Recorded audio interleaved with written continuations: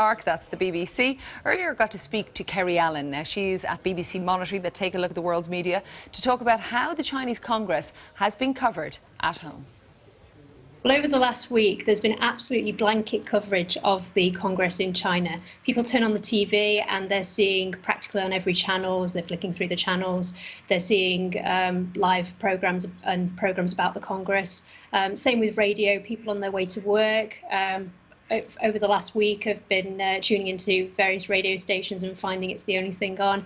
And same with newsstands. I mean, even today, you've got provincial and local newspapers. Practically every paper that you'd see on a stand has the front cover to do with the Congress. So for the last week, it's like there's been no other story in China. And is there genuine interest from the people you meet that they want to know more about it?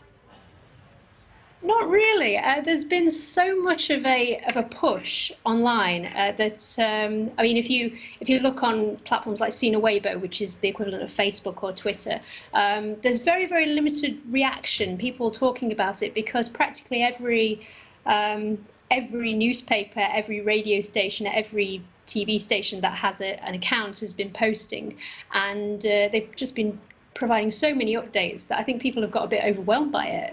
And with that, we are hearing that there is a certain amount of censorship of foreign coverage of the past week. How do you understand it? There is. This is traditionally what happens anyway with a very sensitive political event, that foreign coverage, foreign TV stations, for example, the BBC, they'll just go black screen if it's anything that the government doesn't really agree with.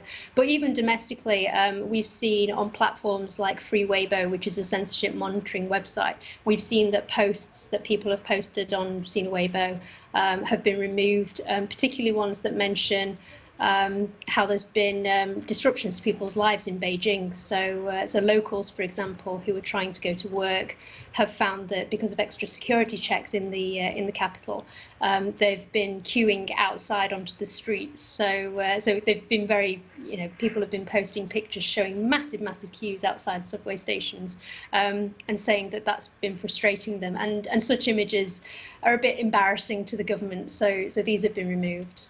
And what about ensconcing Xi Jinping's thought to the level of the Constitution? Some saying that it may elevate him to the level of Mao Zedong. How is that being reflected or seen?